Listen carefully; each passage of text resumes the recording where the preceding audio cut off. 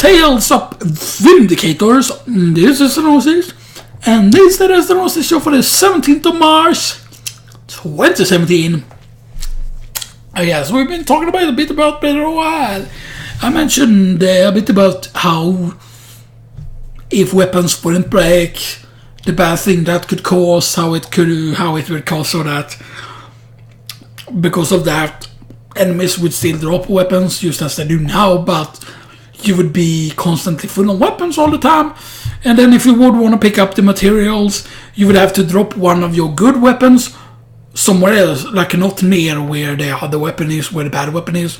You would have to go away a bit, drop one of your good weapons, go pick up the crappy enemy weapon, then go further away, drop the crappy enemy weapon, then go back to where you drop your good weapon, pick up your good weapon, and then pick up the materials. And that would become a problem with every enemy you kill, if weapons wouldn't have durability. You know, they were into that situation. And that situation would be a lot more annoying than actually having durability and stuff like that, you know. And so, one thing would probably would have happened if they would have not have durability is the amount of weapons would probably be way less, you know, like way less. Maybe they wouldn't even have like a shit ton of swords, you know. Even if they would have vastly different attack power and stuff like that, you know, like maybe they would just have like 3 normal swords plus the master sword, 3 different type of spears, plus a legendary spear. I guess, I mean, like there are some unique weapons that belong to like other champions. Like these weapons can still break, but those weapons you can repair. You know, stuff like that. So I believe one of them is like a bow, one of them is a spear, which is based on their race. What do you call them? The Sora race, basically. They have like a spear that you can like magically repair and stuff like that, you know. Which is a champion weapon. And supposedly in each city where you have done like where you do the Divine Beast, like each city that is closest to the Divine Beast, you know, each city that is close to the Divine Beast, you know, will give you a champion weapon. And you get a certain champion weapon, you get a certain specialized bow once you beat the Divine Beast. For example, the Flying Divine Beast, you get a special bow. Which is a pretty good bow. I believe it's the bow that actually makes you draw faster and stuff like that, you know. But yeah, it's not the strongest bow, of course. I found the thing is when I fought the boss. Excuse me. The first Divine Beast that I conquered was the flying one. Although the first one I entered was the desert one, which I did some of.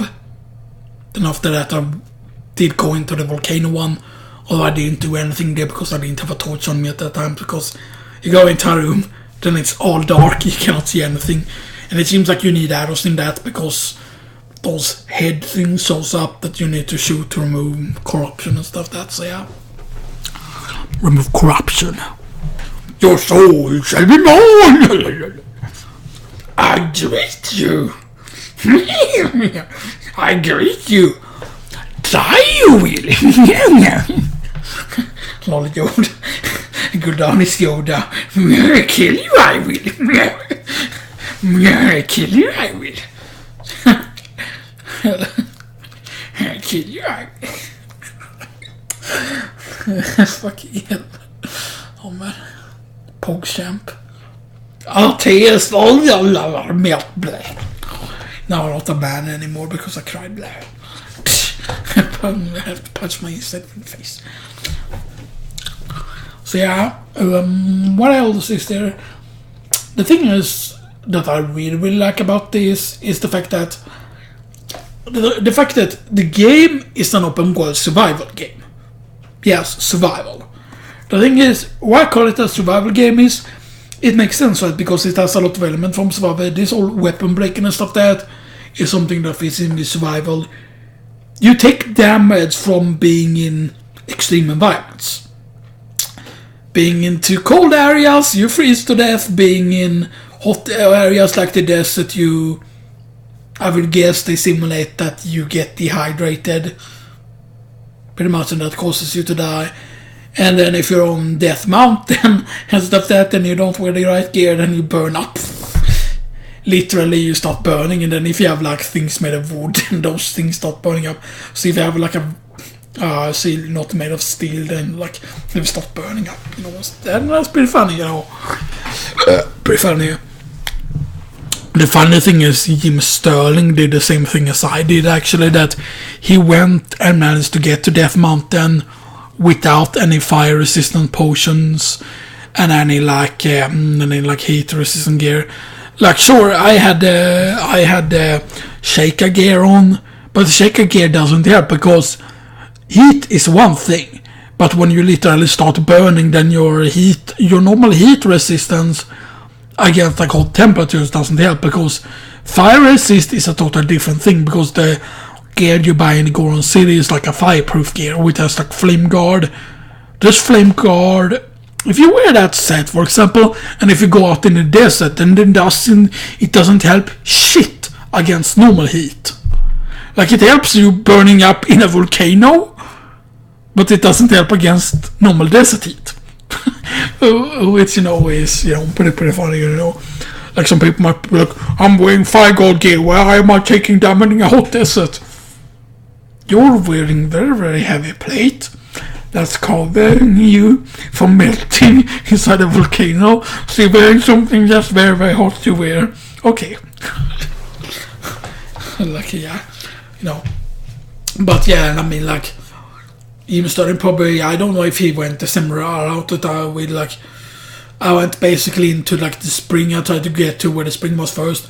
I'd already discovered where the tower was. I glided down from the tower, tried to reach one of the spring areas. There's something called Goron Spring, but then there's another watery-esque areas with springs in them. These springs heal you, by the way, and there's a bunch of Lyssaphos there that will one-shot you burn on 3 hearts, basically, and stuff that, and also this also will one-shot you, so you have to be very, very careful killing them and stuff that. And then after that I tried to advance, and I died a few times because I tried to climb up a mountain and stuff that, and tried to go a very, very bad way, but then I managed to find a pretty optimal route, and I got to the next set of springs. But keep in mind that you will take a lot of damage, so you will go through a lot of healing items to even get so far. And of course I didn't have any food buff items, I didn't have any things that would give me extra hearts. If I would, for example, have 20 hearts, for example, or more than that, then, you know, it would be a lot easier. But of course I've eventually managed to reach the Goron City and stuff that. But then the main problem is I saved in the Goron City, right? But I realized, shit, I only have 3 healing items left. And it weren't enough to reach the weapon store because of only having 3 hearts, because it's like you take half a heart damage each time you don't take a quarter. Like, it's half a heart, half a heart. It's like almost that speed, like boom, boom, boom, boom, boom. That's how quickly you take the damage. So, you know. And I didn't have that many good healing. The only things I had left was 3 heart endurance. They heal for 3 heart each. So you wanna heal when you're on half heart. And then if you're just slightly off by a little bit, then you will die, actually. But then what I decided to do is, because where I landed in, because I like to glide down from when I was in there. When I was in the springs nearby, I noticed I could glide down somewhere. I didn't know it was the city down there, so I managed to glide down. But what I realized is I would be able to survive and get to the inn. So I managed to get to the inn with only using up 1 of my healing items. Now I only have 2 left. And then in the inn, I could get a massage. So I thought, yeah, that sounds nice. I just thought it would heal me up to 3 health, basically. But it also gave me a bunch of extra hearts. I believe the Goron Inn gives you 3 yellow hearts, or 4, which counts as extra hearts, which is the best inn in the game, I believe. Because not only does it give you a pretty big, it gives an extra stamina wheel, pretty much. An extra yellow stamina wheel, and it gives you some extra hearts. So if you're also buffed with like a food buff, for example, and that, then it's a pretty insane stack. But with that, I managed to actually reach the store in the Goron City with 1 healing item left, basically, pretty much. And then I was able to buy 1 of the flame guard gears. And you only need 1 of the parts to basically become immune to the flames. But then I bought the rest of the gear as well. Because I didn't know if you would go into even half the areas. If, for example, if you only get one of the pieces, then maybe you aren't able to go everywhere on that volcano place and stuff like that. But yeah. Goron City, by the way, the music that plays in that area, I believe is Ganon's Lair, Ganon's Dungeon music from the first game, but it's remixed, so that's really fucking cool, you know. Because, you know, that first, like the Ganon music in the first Zelda game, that's so fucking good, man. Because it's very, very intense, and because that dungeon is really, really long and stuff that, you know. It's also technically Ganon's Tower, like it's called Ganon's Tower. Sure, it's inside a cave, but it's actually supposed to be a tower that is on top of Spectacle Rock. That's basically what it was meant to be in the first Zelda game, I believe. It was meant to be like a tower on top of a mountain, basically. Which is what it is in A Link to the Past, you know. And stuff, so yeah. So that's something to keep in mind, you know, but yeah. I would definitely eventually do a review of this and stuff like that, but yeah. One thing which is a bit bad though is that there are certain amiibos I would like to get my hands on. Not because really they give you super good stuff in here, but because there are certain amiibos that looks really nice. Like I want that specific set that came out for the Zelda, what was it, 30th anniversary, correct? Like there was a Ocarina of Time Link figure that came out, Wind Waker one, like Toon Link basically pretty much. Then there's an 8-bit Link, and I believe one Link might have been linked to the past, but I'm not quite certain actually. Can I check that? The Legend of Zelda 30th anniversary amiibo. Do they have pictures on all of them? It looks like it. Yeah, there they have the Ocarina of Time one. Yeah, here they show you here. Link from the Legend of Zelda Ocarina of Time, Toon Link to Wind Waker, and then there's Zelda with Wind Waker.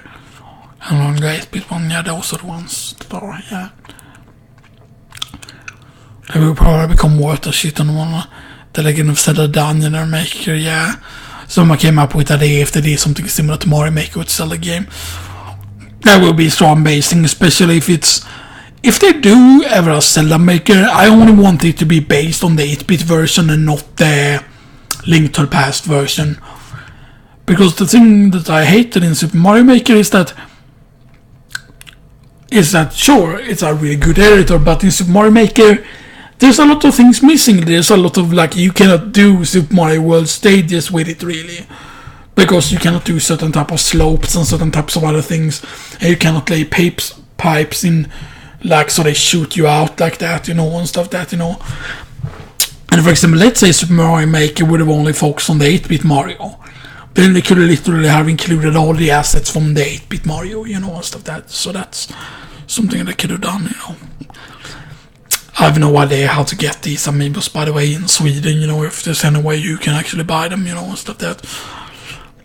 But, you know, I will need to get my hands on all of them, but the thing I want really, really the most is the 8-bit Link, and probably the Toon Link one, because Wind Waker was my first 3D Zelda game, which is a bit interesting because during the time when N64 came out, I went for PlayStation instead. Anyway, I'll be back with one final part after this, so I see you all.